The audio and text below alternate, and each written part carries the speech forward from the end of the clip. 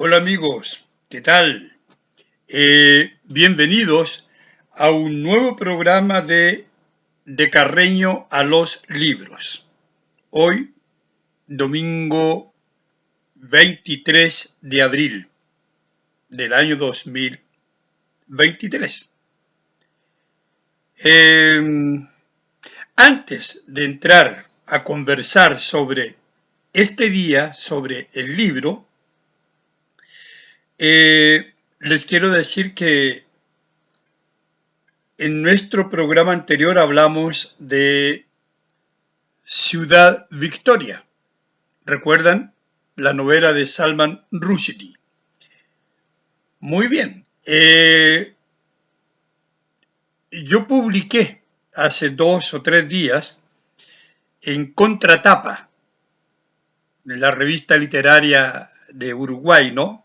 Montevideo, publiqué un ensayo sobre la novela.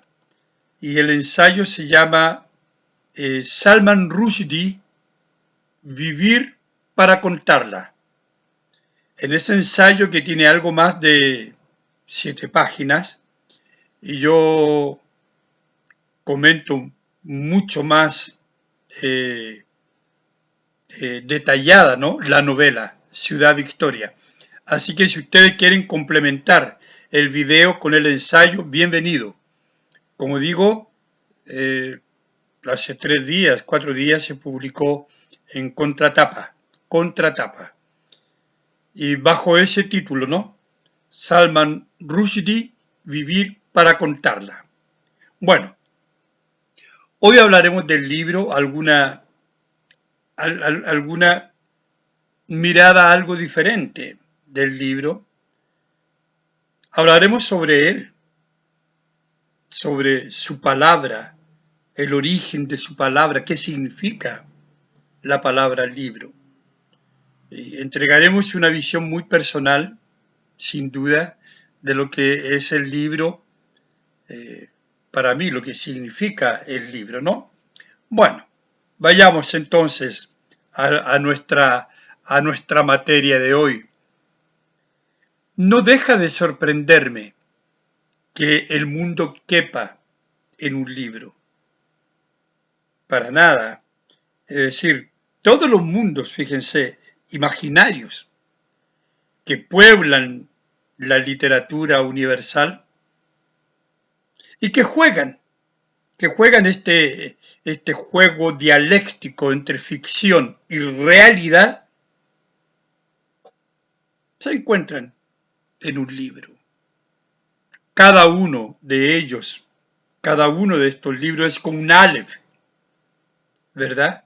Y eso nos lleva al cuento de Borges, homónimo, el Aleph. ¿Y qué es el Aleph? Leemos en el cuento, ¿no?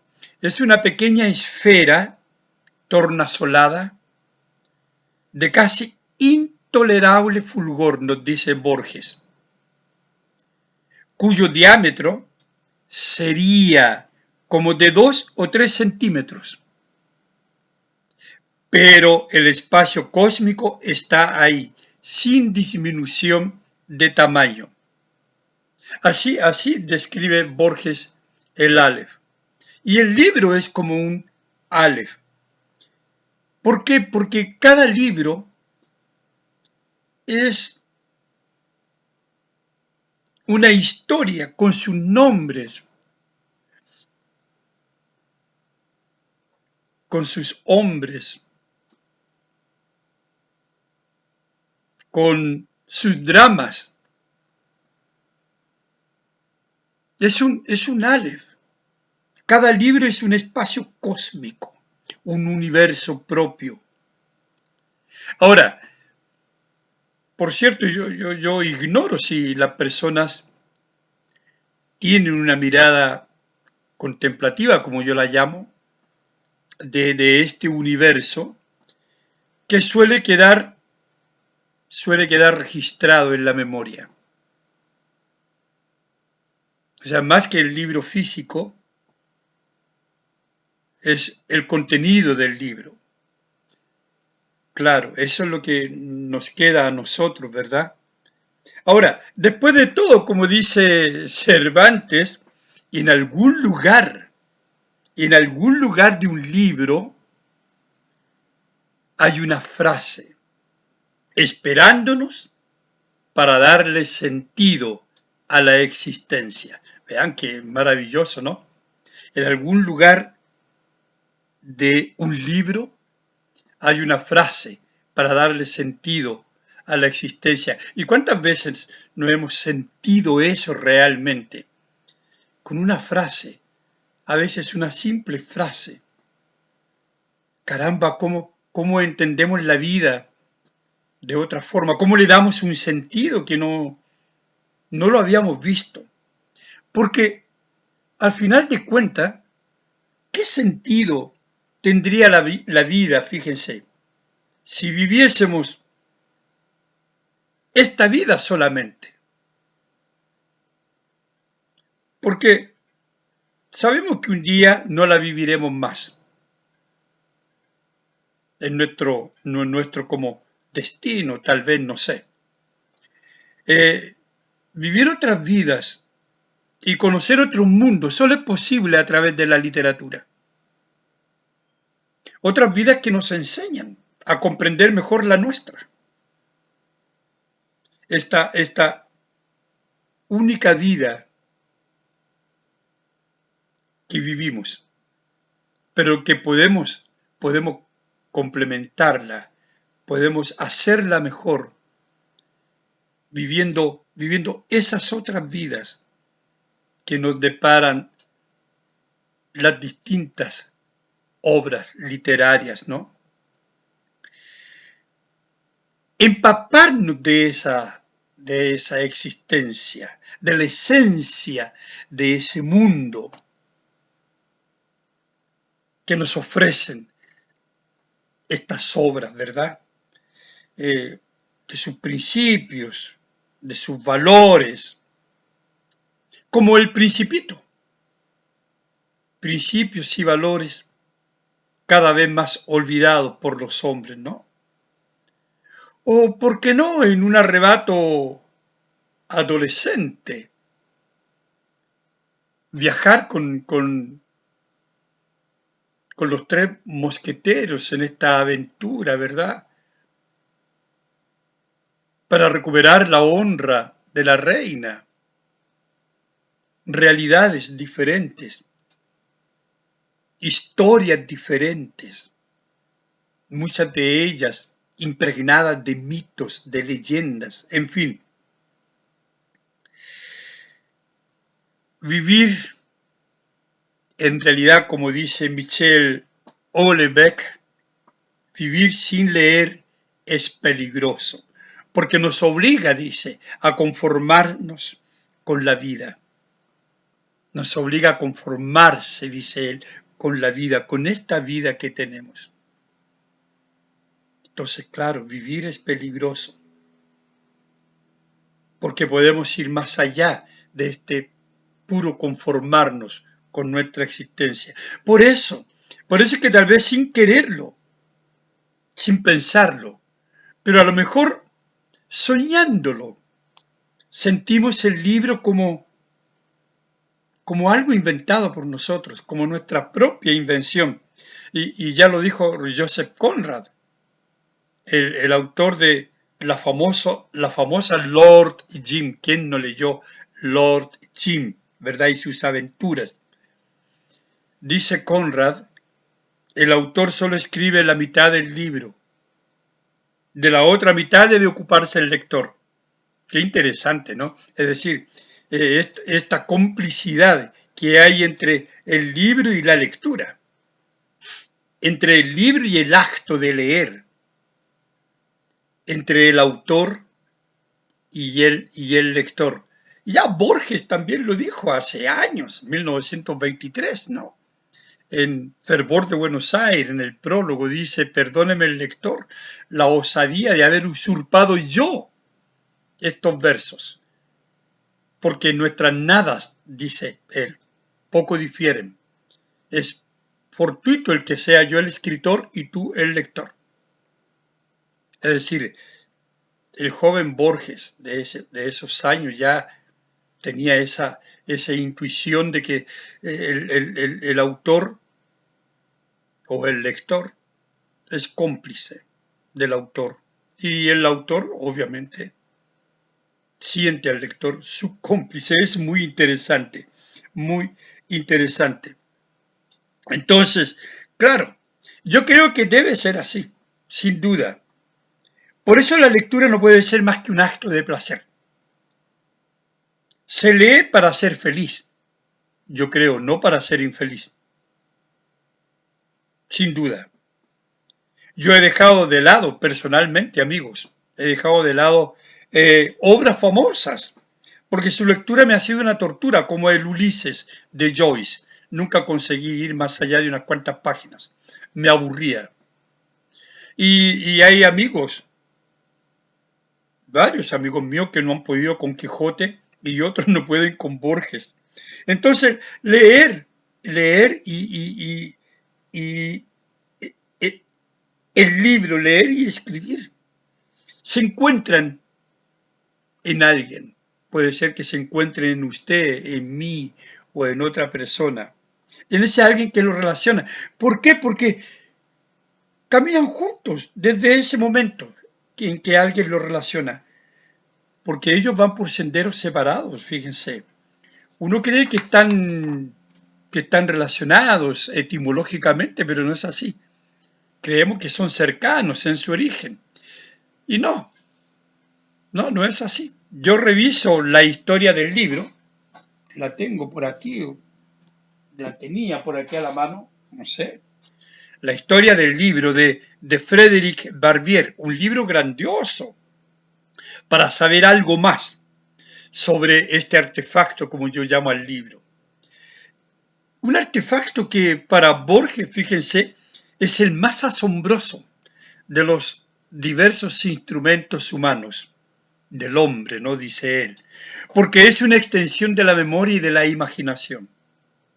Interesante, ¿no? La palabra libro, nos dice Barbier, deriva del latín liber. Libro deriva del latín liber. Y liber, fíjense, es un término, es una expresión que designa la capa de un árbol. Vean ustedes. La capa de un árbol situada entre la corteza exterior y la madera propiamente dicha, lo que constituía un primer soporte de escritura. ¿Se dan cuenta la importancia de la etimología para comprender lo que es un libro? Del latín liber, esta verdad capa del árbol, ¿no es cierto?, situada entre la corteza exterior y la madera propiamente tal, y que significaba o que fue el primer soporte de la escritura, libro. Entonces libro y árbol tienen representaciones simbólicas semejantes. Interesante, ¿no? Como vamos desentrañando qué significa el libro, ya que celebramos el Día del Libro. ¿Qué significa? Árbol, leemos en el diccionario de símbolos de Juan Eduardo Cirlot, representa en el sentido más amplio la vida del cosmos, su densidad, crecimiento, proliferación, generación y regeneración. Eso es árbol para Cirlot. Y en el diccionario de símbolos de Herder Lexicon, déjeme ver,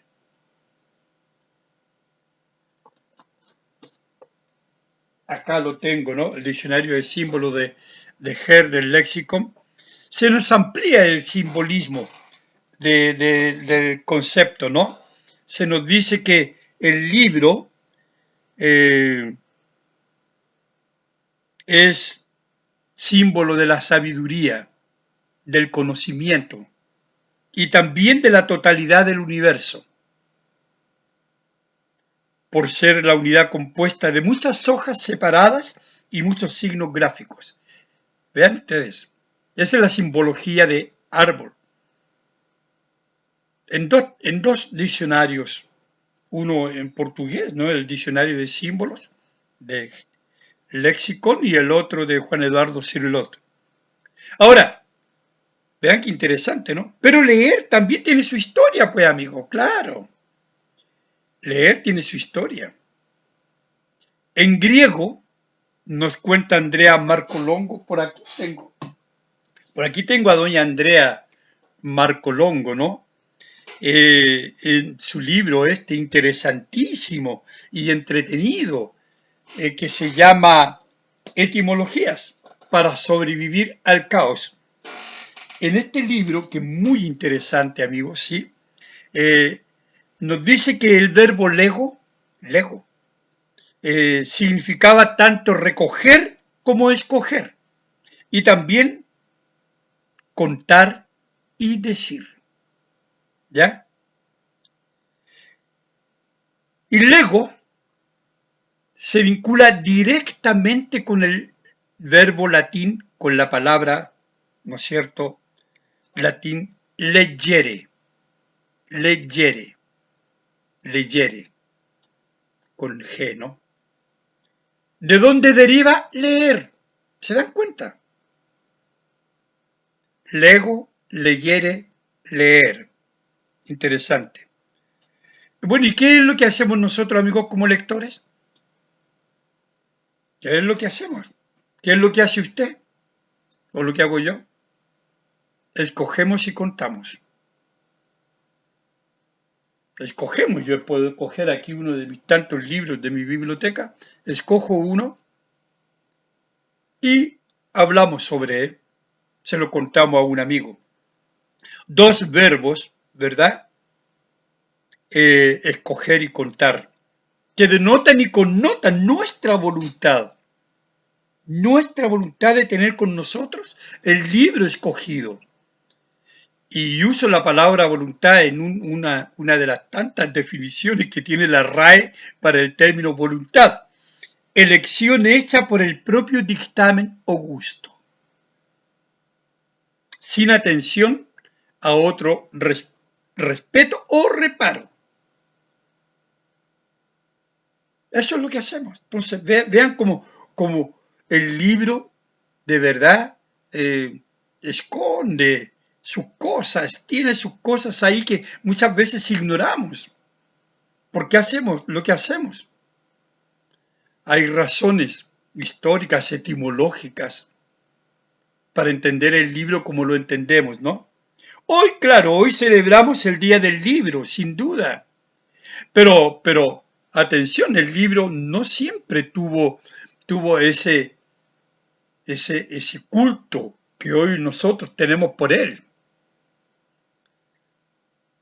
Los antiguos no tenían ese culto por el libro que nosotros tenemos. No.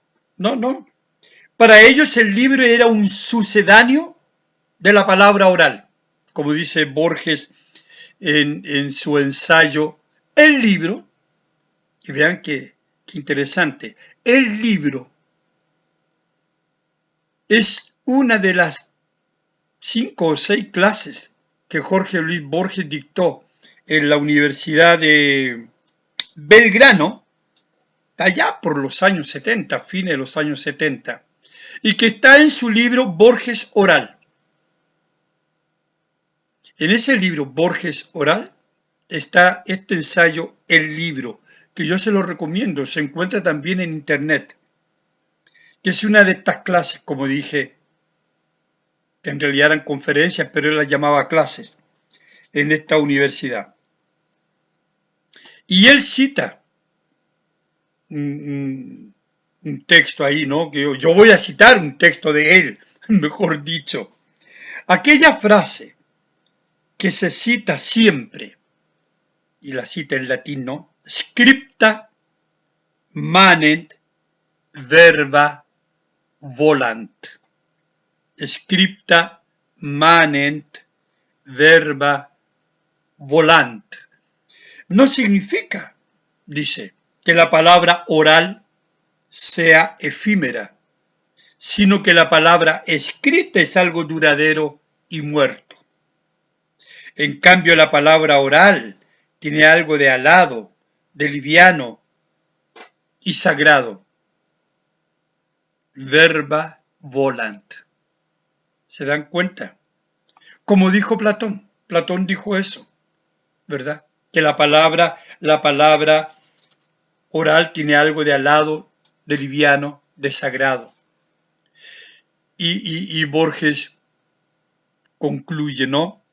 Todos los grandes maestros de la humanidad han sido, curiosamente, maestros orales. Les recomiendo este ensayo, esta conferencia, esta clase llamada El Libro. Se aprende mucho sobre él. De esto que tenemos este artefacto. Que hay tantos miles de millones de libros en el mundo, como una vez dijo Humberto Eco, libros maravillosos que nadie lee. Comencemos a leerlos, pues. Entonces, amigos, la historia del libro, como las propias historias contadas en sus páginas, está impregnada de muchos relatos verídicos, también de mitos y de leyendas. El libro de Barbieri que yo les mencionaba, Historia del Libro, es maravilloso.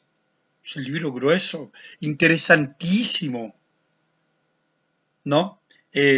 Ojalá pudieran tenerlo y leerlo para que comprendamos mejor qué es este artefacto que nosotros tenemos en nuestras manos llamado libro. Para que sigamos, ¿no es cierto?, estas historias verídicas, impregnadas de mitos y de leyendas, para que sigamos, como yo digo, viviendo otras vidas y no quedarnos solo con la nuestra. Y varios autores han dicho esto, ¿no? Por ejemplo, el conocido escritor y guionista estadounidense del libro de ciencia ficción y de terror, que ustedes deben conocer, George Raymond Richard Martin, que se firma simplemente George R.R. Martin. Un lector, dice, vive 1000 vidas antes de morir. Aquel que nunca lee vive solo una. Hay varias variables de esta frase que es maravillosa, ¿no?